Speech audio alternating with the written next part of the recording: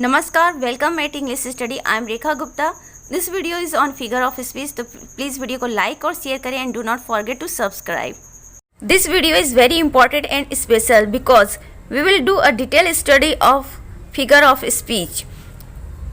तो let's see first about the alliteration. Alliteration क्या होता है देखते हैं. Alliteration repetition होता है initial consonant sounds का in a sentence. तो let's see. A literary technique derived from Latin meaning letters of the alphabet. तो ये लैटिन वर्ड्स से लिया गया है लिटरेशन का, जिसका मतलब होता है letters of alphabet. It occurs when two or more words shows the repetition of the consonant sounds rhyming of initial consonants in the sentence. तो एक सेंटेंस में जब सेम कॉन्सोनेंट साउंड्स के 2-3 वर्ड्स आते हैं और उनका फर्स्ट लेटर जो साउंड क्रिएट करता है वो सेम कंसोनेंट साउंड क्रिएट करे, मीन्स राइम करे इनिशियल कंसोनेंट साउंड्स का, तो that is called alliteration in English literature. The sound not the letter is the most important element of alliteration. आपको letter नहीं देखना है, आपको साउंड देखना है. जैसे आर्टिकल ए और एन का यूज करते समय हम साउंड देखते हैं कि किसके साथ ए का यूज़ करेंगे और किसके साथ एन का, तो उसी तरह से यहाँ पर साउंड देखना है, not just letter. It gives the sense of continuity. Alliteration क्या करता है, ये कॉन्टिन्यूटी का सेंस जो है वो प्रेजेंट करता है सेंटेंस में या लिटरेरी वर्क में. One of the oldest devices and most effective if it is not over used. और ये एक ओल्डेस्ट डिवाइस कही जाती है फिगर ऑफ स्पीच में और बहुत ही इफेक्टिव है अगर इसका ओवर यूज़ न किया जाए तो. एलिट्रेशन को लेकर जो भी डाउट्स है वो एग्जाम्पल के साथ क्लियर हो जाएगा आपका. Let's see the first example. And the silken said uncertain rustling of इस पर्पल कर्टेन. ये इगर एलन पो का वर्क है द रेवन, वहाँ से लिया गया ये लाइन. तो इसमें देखिए and the silken said, silken में एस, शेड में भी एस, दोनों क्या है कॉन्सोनेंट साउंड है और सेम साउंड है और इनकी रिपीटेशन हो रही है. तो यही कहने का मतलब है कि rhyming of initial consonant sounds या repetition of initial consonant sounds in a sentence. तो जहाँ पे आपको इस तरह से रिपीटेशन देखने को मिले सेंटेंस में, सिल्क एंड सैड, फिर एस एस का रिपीटेशन हो रहा है, तो इस तरह का कॉन्सोनेंट साउंड्स का रिपीटेशन देखने को मिले, वो भी इनिशियल स्टेज पे, यानी कि जहाँ पे रिपीटेशन हो रहा है. ऐसा नहीं कि सिल्केन में ये एस पहले आ जाए तो नेक्स्ट वर्ड में बाद में आ जाए, नहीं, फर्स्ट लेटर होना चाहिए. जो फर्स्ट लेटर की राइमिंग है वो होना चाहिए वर्ड्स में मोर देन 2 वर्ड्स, 2 या मोर देन 2 वर्ड्स, तो वहाँ पे आपको एलिट्रेशन मिलेगा. अनदर एग्जाम्पल देख लेते हैं. The fair breeze blew the white foam flew, the furrow followed free. देखिए यहाँ पे the fair breeze blew, breeze blew, ब जो कॉन्सोनेंट साउंड है इसकी बी की क्या हो जा रही है, आपकी रिपीटेशन हो जा रही है. फिर आगे क्या है, foam flew furrow followed free. तो यहाँ पे देखिए एफ कॉन्सोनेंट साउंड है वो रिपीट हो रहा है 5 टाइम्स. तो इस तरह से 2 या 2 से ज़्यादा बार रिपीटिशन हो सेम कॉन्सोनेंट साउंड्स की, तो वहाँ पे एलिट्रेशन होता है. और ये एग्जाम्पल आपके कहाँ से लिया गया, एस.टी. कॉलेज का बहुत ही ब्यूटीफुल वर्क है the rime of the ancient mariner से. और भी एग्जाम्पल देख लेते हैं. I have stood still and stop the sound of feet acquainted with the night Robert, sorry, ये वर्क जो है रॉबर्ट फ्रॉस्ट से ये लाइन ली गई. रॉबर्ट फ्रॉस्ट का वर्क है एक्वेंटेड विद नाइट, उसी वर्क से ये लाइन लिया गया है. तो यहाँ पे देखिए stood still stopped sound, S S S S, 4 word है एस से शुरू होने वाले और सबका फर्स्ट लेटर एस है. तो इस तरह से एस जो इनिशियल साउंड है उसका रिपीटिशन हो रहा है, तो यहाँ पे एलिट्रेशन है. I hear lake water lapping with low sounds by the shore, the lake isle of Innisfree by W.B. Yeats. तो ये सेंटेंस कहाँ से लिया गया, W.B. येट्स का वर्क है the lake isle of Innisfree. तो यहाँ पे देखिए किस साउंड का ये रिपीटेशन हो रहा है. I hear lake water lapping, lake lapping low, LL, फिर यहाँ पे साउंड शोर, SS की क्या हो रही है, रिपीटेशन हो रही है. तो इस तरह से ये एलिट्रेशन हो गया. And Charlie is chiding of the winter's wind, which when it bites and blows upon my body. देखिए Charlie chiding, च की यहाँ पे साउंडिंग हो रही है, विंटर्स विंड W की साउंड हो रही है, विच में भी W की साउंड है, वेन में भी W की साउंड है, बाइट्स एंड ब्लोज B की साउंड हो रही है और बॉडी। तो इस तरह से एक सेंटेंस में एक दूसरे के पास जो वर्ड्स हैं और उसके फर्स्ट लेटर एक दूसरे से राइम करे, फर्स्ट लेटर या फर्स्ट जो साउंड्स है वो एक दूसरे से राइम करे, एक दूसरे को रिपीट करे, तो it's mean there is alliteration. ये सेंटेंस विलियम शेक्सपियर का work as you like it से लिया गया है। Next example, from forth the fatal loins of this two foes. देखिए यहाँ पे एफ की रिपीटेशन हो रही है, फ्रॉम में एफ, फोर्थ में एफ, फैटल में एफ, फोर्स में एफ। तो here is two alliteration and this line is taken from Romeo and Juliet and this is beautiful work of William Shakespeare. That whispers takes the voice of a spirit speaking to me. देखिए S spirit speaking, S की क्या हो रही है, repetition हो रही है। तो ये जो सेम साउंड को रिपीट करने वाले वर्ड्स हैं वो एक दूसरे के साथ साथ भी आ सकते हैं या सेंटेंस में थोड़ा आगे पीछे आ सकते हैं, ठीक है। जरूरी नहीं कि एक बिल्कुल सीक्वेंस में आए, थोड़ा सा एक दो वर्ड के बाद भी आ सकते हैं, तो बट उसी सेंटेंस में आए, then it is alliteration. Next is simile, a directly expressed comparison. Simile क्या आता है, कंपेरिजन वाला ये डिवाइस है, लिटरेरी डिवाइस है, फिगर ऑफ स्पीच है। तो इसमें डायरेक्टली कंपेरिजन को क्या किया जाता है, प्रेजेंट किया जाता है। It usually contains the words like और एज। सिमली की सबसे सिंपल आइडेंटिफिकेशन क्या है कि सिमली में लाइक और एज वर्ड आपको जरूर देखने के लिए मिलता है, और जब तक ये देखने को ना मिले तब तक आप उसे सिमली नहीं कह सकते हैं। तो लाइक एज है, देन सिमली है। The successful simile can evoke an ever expanding vivid image in the mind of the reader.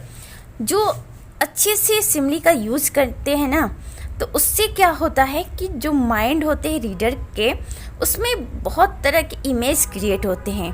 तो सिमली को यूज़ करने का जो ऑथर होते हैं, पोएट्स होते हैं, उनका उद्देश्य यही होता है कि रीडर के माइंड में विविड इमेज क्रिएट करें। An effective simile must have an element of surprise in it. And second thing it has been said that कि जो इफेक्टिव सिमली है उसमें सरप्राइज वाली एलिमेंट होना चाहिए। ऐसा नहीं है कि ये ऑलरेडी गेस हो, इट मस्ट बी एप्रोप्रिएट, साथ ही अप्रोप्रिएट होना चाहिए। ऐसा नहीं है कि बिल्कुल कोई मैच ही ना कर रहा हो, कोई कंपेरिजन यहाँ पे सेट ही ना हो रहा हो। It should realise emotional reaction anticipated by the poet, और साथ ही जो इमोशनल रिएक्शन है जो कि पोएट के द्वारा एंटिसिपेट की जाती है वो भी प्रेजेंट होना चाहिए। As ideal as a painted ship upon a painted ocean. उसी तरह से जिस तरह से पेंटेड ओशन के ऊपर एक पेंटेड शिप दिखाया जाए, तो उसी तरह से आइडियल यूज़ होना चाहिए सिमली का। सिमली को थोड़ा सा कैटेगराइज किया गया है, 3 कैटेगरी में डिवाइड किया गया है। ट्राइड सिमली थोड़ा सा कॉमन प्लेस वाले सिमली है ये।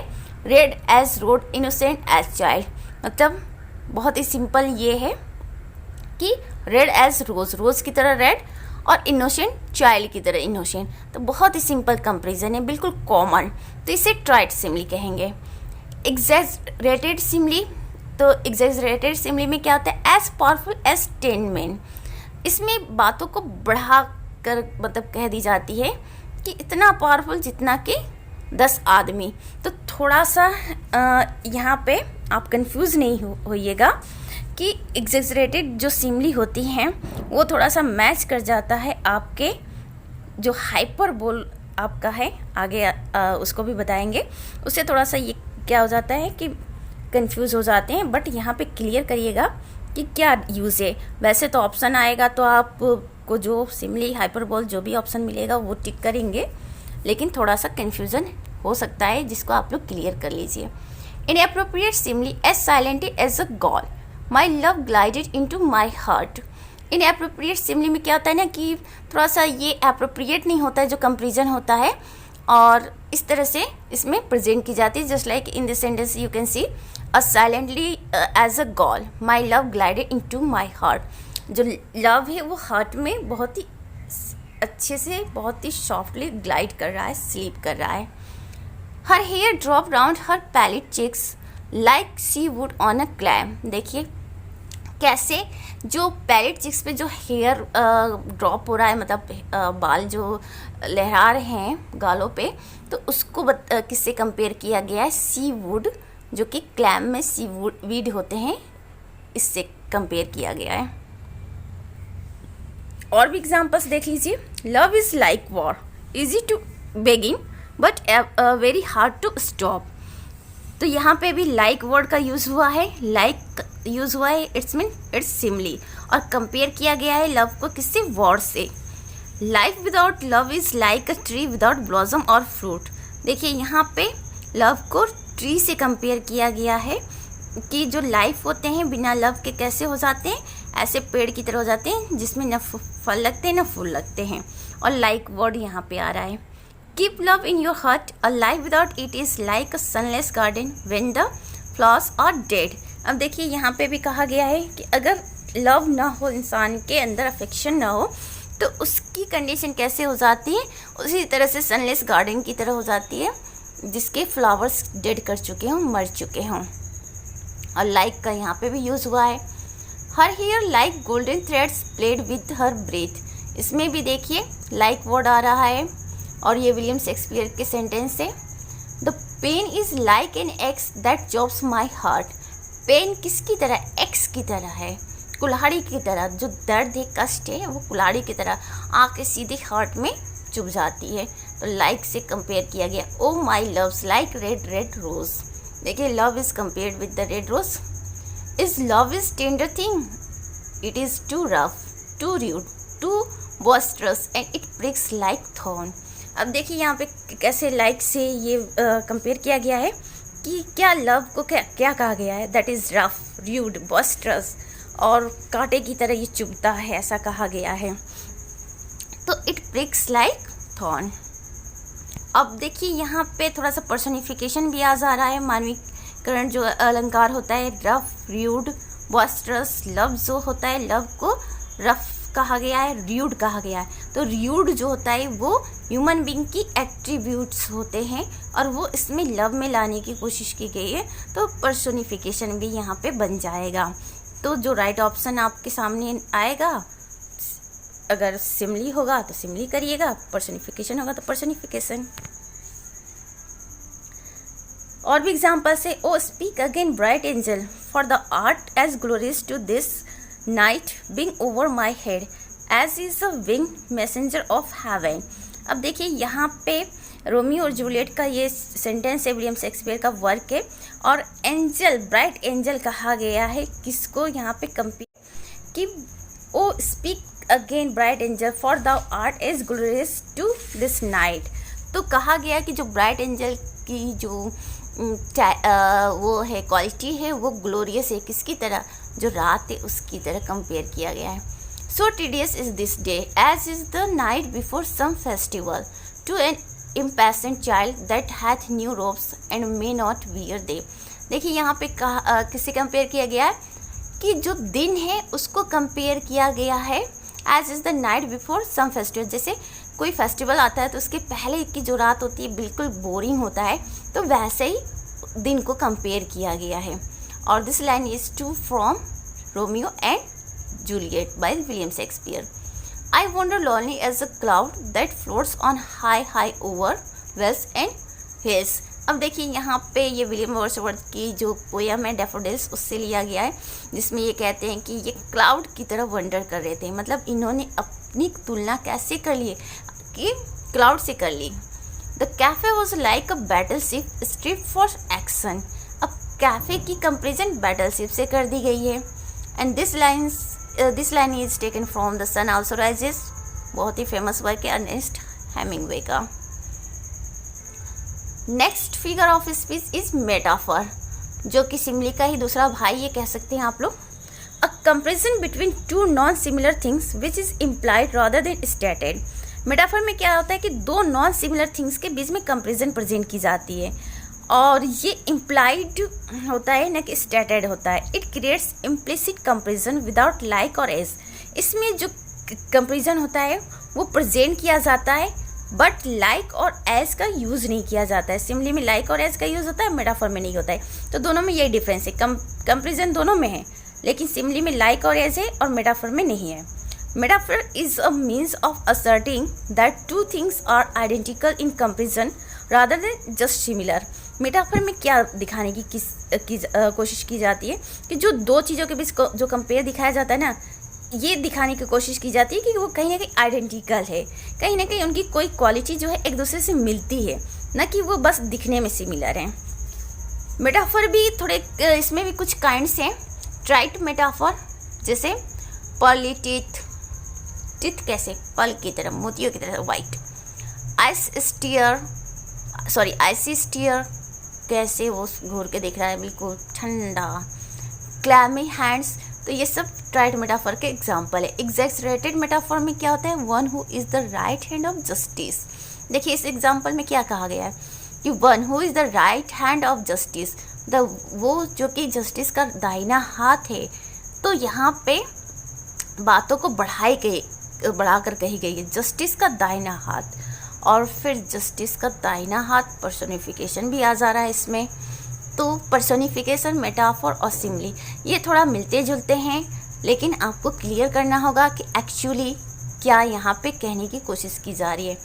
Appropriate metaphor, the Lord is my shepherd, a spring of love guesses from his anger. तो जो एप्रोप्रिएट मेटाफर होते हैं उसका एग्जाम्पल देख लीजिए। The Lord is my shepherd, जो लॉर्ड है वो मेरे शेफर्ड है, ये कहा गया है।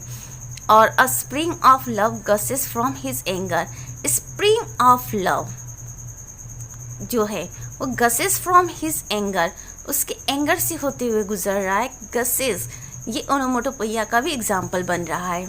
मिक्स्ड मेटाफर का एग्जाम्पल देख लीजिए। He will take a back seat in our eyes if he remains forever self centred.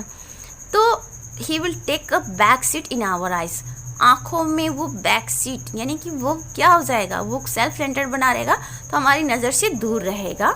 ये कंपेयर करने की कोशिश की जा रही है। कुछ और एग्जाम्पल देख लेते हैं मेटाफर्स के। I water it in fears night and morning with my tears, I sun it with smiles. देखिए I water in fears night and morning with my tears. देखिए कैसे कहा गया है कि इसको वाटर किया गया, किससे, मतलब पानी दी, सिंचाई की गई किससे, आंसुओं से। Is it possible, I sun it with smile, smile से इसको धूप दिया गया है। तो कंपेयर की गई है, स्माइल की कंपेयर सन से और टीयर्स की कंपेयर वाटर से। A poison tree by William Blake, ये वर्क है विलियम ब्लैक का पॉइजन ट्री, उसी में से ये सेंटेंस लिया गया है। I am a reader in 9 syllables, an alphabet, a ponderous house. I am a reader in 9 syllables, यहाँ पे कंपेयर किया जा रहा है किस पोएटिस जो है सिल्विया प्लाथ, वो कहती है कि आई एम रीडर, मैं क्या हूँ, रीडल हूँ, पहेली, और वो भी 9 syllable की। N alphabet, a ponderous house, तो ये सेंटेंस सिल्विया प्लाथ का है। Life is a board game, life कैसा है, बोर्ड गेम है। लाइफ की कंपेयर किससे की जा रही है, बोर्ड गेम से, और यहाँ लाइक और एस का नहीं यूज हो रहा है, तो इट्स मीन ये मेटाफर का एग्जाम्पल है। Rolling the dice when we take a chance on what to do.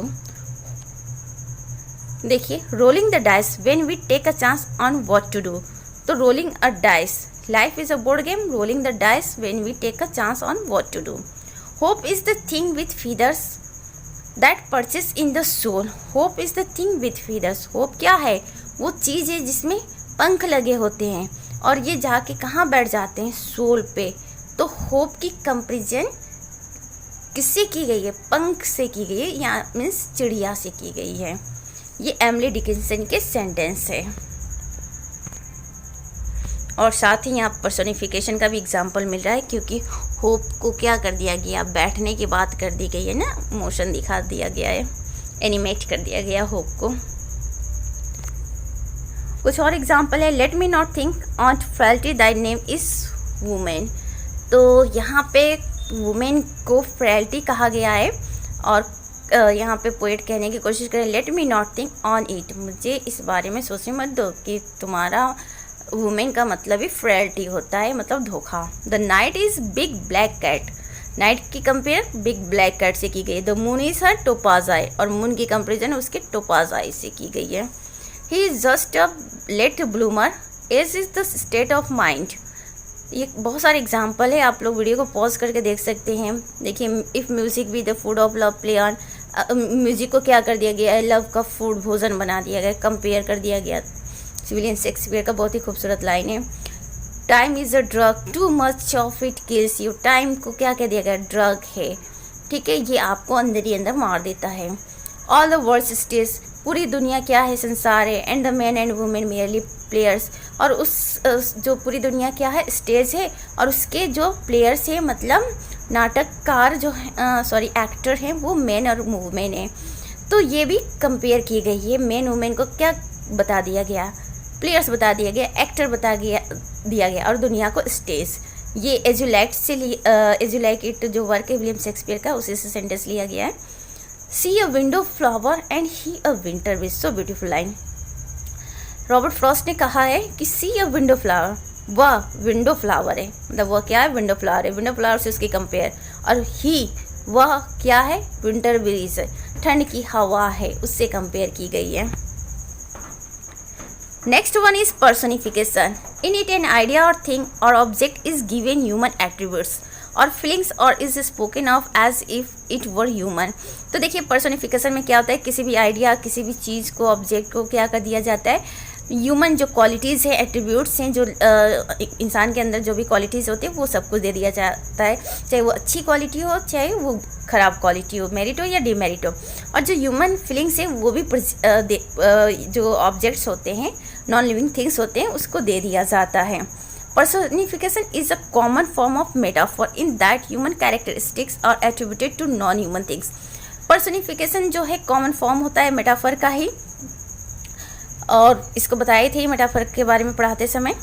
और इसमें क्या किया जाता है कि जो ह्यूमन कैरेक्टरिस्टिक्स होती हैं वो नॉन ह्यूमन थिंग्स को, नॉन लिविंग थिंग्स को के अंदर दर्शाया जाता है, दिखाया जाता है। This allows to create life and motion within inanimate objects, animals and even abstract ideas by assigning them recognizable human behaviors and emotions। तो इसमें क्या किया जाता है कि जो इनएनिमेट ऑब्जेक्ट होते हैं, मतलब नॉन लिविंग थिंग होते हैं, उसके अंदर क्या किया जाता है, लाइफ डालने की कोशिश की जाती है, मोशन डालने की कोशिश की जाती है, उसको एनिमेट करने की कोशिश की जाती है, चाहे वो इनएनिमेट ऑब्जेक्ट हो, चाहे एनिमल्स हो या एब्स्ट्रैक्ट आइडियाज़ हो। मतलब जो फीलिंग्स होते हैं ना, उसको भी हम मोशन में दिखा देते हैं, उसको भी एक ह्यूमन बीइंग का लक्षण दे देते हैं। तो इस तरह से क्या हो जाता है कि पर्सोनिफिकेशन का एक फॉर्म क्रिएट हो जाता है। एग्जाम्पल से और क्लियर हो जाएगा, let's see. Wind rattle the window as the storm raged. अब देखिए यहाँ पे क्या कहा गया, स्टॉर्म रेज्ड, गुस्सा होना किसका क्वालिटी है, ह्यूमन बीइंग का क्वालिटी है, लेकिन यहाँ पे तूफान को जो स्टॉर्म है उसको कह दिया गया कि वो गुस्सा गया है। Sunbeams peek through cracks in the clouds. Sunbeam जो है बादलों के जो क्रैक्स होते हैं उसमें से झांक रहा है। झांकता कौन है, ह्यूमन बीइंग झांकता है, ये सनबीम थोड़ा ना झांकता है, लेकिन सनबीम को यहाँ पे पर्सोनिफाइड कर दिया गया है। New York is the city that never स्लीप्स। भाई कोई शहर भी सोता है क्या, नहीं, बट यहाँ पे न्यूयॉर्क सिटी को क्या कर दिया गया है, पर्सोनिफाइड कर दिया गया है। Time flies when you are having fun.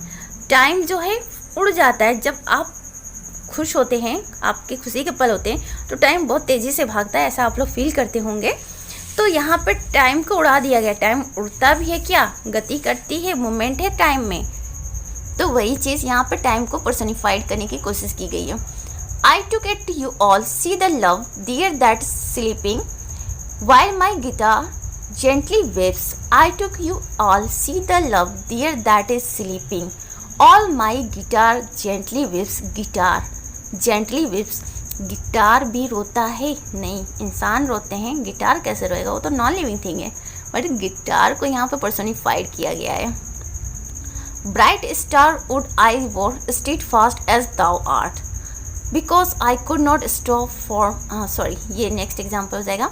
और bright star would I were steadfast as thou art. Bright star से कहा जा रहा है कि अगर मैं तुम्हारी तरह स्टेट फास्ट होता, तुम्हारे जो गुण होते हैं वो मेरे पास होते हैं, तो दाउ आर्ट, यहाँ पे दाउ तुम कहा गया स्टार को, यानी कि स्टार को यहाँ पे ह्यूमन बींग के रूप में यानी कि पर्सोनिफिकेशन कर दिया गया, पर्सोनिफाइड कर दिया गया। Because I could not stop for death he kindly stop for me. मैं मृत्यु का इंतज़ार नहीं कर सकता, मृत्यु के लिए रुक नहीं सकता, लेकिन मृत्यु मुझे रोक सकती है। तो मृत्यु किसी को रोकती है और डेथ को ही कहा गया है, मीन्स उसको ह्यूमन बींग बना दिया गया। It is the east and Juliet is the sun. देखिए ये ईस्ट है और जूलियट क्या है, सन है। जूलियट को सन बना दिया गया। Arise fair sun and kill the envious moon. अब भाई जगो फियर सन और एनवियस मून को किल कर दे। एनवी मतलब जिलसी, जलन करना, ये इंसान की क्वालिटी होती है, चांद और सूर्य की नहीं। तो यहाँ पे मून को पर्सोनिफाइड किया गया है। The last figure of speech of today's video is hyperbole. Hyperbole from the ancient Greek hyperbole, to throw beyond, is the quantitative or qualitative exaggeration used for dramatic, poetic or humorous effect. देखिए hyperbole और जो exaggerated simile और metaphor होते हैं उसमें थोड़ा सा confusion हो सकता है, बट अभी क्लियर हो जाएगा। वैसे ऑप्शन आए तो आप लोग हाइपरबोल करिएगा, अदरवाइज हाइपरबोल नहीं रहेगा तो मेटाफोर और सिमिली कर सकते हैं। लाइक एज रहा तो सिमिली, लाइक एज नहीं रहा तो मेटाफोर। तो हाइपरबोल क्या है, एशियंट ग्रीक वर्ड्स है, ये हाइपरबोल से लिया गया है और इसका मतलब होता है टू थ्रो बियॉन्ड, मतलब बहुत दूर तक फेंक देना किसी बात को। तो हाइपरबोल में वही होता है, बढ़ा चढ़ा कर किसी बात को कहना, और सो दैट कि जो वर्क के लाइन उसमें ड्रामेटिक, पोएटिक और ह्यूमरस इफेक्ट डाला जा सके। It is not intended to be taken literally. इसकी मीनिंग जो है लिटरल नहीं ली जाती है, बल्कि इससे जो दूसरा सेंस निकलता है, डबल जो सेंस निकलता है वो मीनिंग लिया जाता है। It adds flavour to writing, एक फ्लेवर ऐड कर देता है राइटिंग में, मतलब इससे जो राइट होती है ना वो थोड़ी क्वालिटी बढ़ जाती है उसकी। Writers use it to engage readers with humour और catch them off guard with an unbelievable image. Writers reader को इंगेज करते हैं सो दैट कि उनको थोड़ा सा इंजॉय हो सके, एंटरटेन हो सके, ह्यूमर का क्रिएट कर सके। एग्जाम्पल देख लेते हैं। Our professor is older than dirt. अब बताइए प्रोफेसर हमारे जो हैं वो डर्ट से भी ज़्यादा पुराने, ऐसा इज इट पॉसिबल? नहीं। तो हाइपरबोल में यही कहने की कोशिश की गई है, बढ़ा चढ़ा कर बातें कही जाती है, किसी भी छोटी चीज़ों को बढ़ा कर कही जाती है, या कुछ ऐसी बातें कही जाती है कि which is not possible in real sense में देखा जाए तो। This backpack weighs a ton. अब बताइए ये बैक पैक है, मतलब जो बैक पे वो बैग्स वगैरह कैरी करते हैं ना ट्रैवलिंग के समय, तो वो 1 टन का, इज़ इट पॉसिबल कि कोई एक पर्सन 1 टन का बैग लेकर ढो सके? नॉट। तो एग्जैक्जरेशन ही यहाँ पे है। Next example, a man may tear a jewel from a sea monster jaw cross the tumultuous sea of raging tides. अब कोई आदमी जो सी मॉन्स्टर है उसके जबड़े से ज्वेल निकाल सकता है? नहीं ना, इज़ इट नॉट पॉसिबल। और वो भी कहाँ से, जो तूफ़ानी टाइड से भरी हुई समुद्र होते उसको क्रॉस करते हुए। पॉसिबल है? नहीं। Neptune's ocean wash this blood clean from my hand. ये लाइन जो है मैकबेथ से लिया गया। जब डंकन का मर्डर मैकबेथ करता है तो ये सेंटेंस बोलता है कि Neptune ocean wash this blood clean from my hand. अब नेपच्यून बताइए ये दूसरा प्लैनेट है, वहाँ का ओशन किसी के हाथ को भला धो सकता है? उसके हाथ से ब्लड धो सकता है? कितनी ज़्यादा एग्जैक्जरेशन यहाँ पे किया गया है शेक्सपियर के द्वारा। The skin on her face was as thin and drawn as tight as the skin of onion.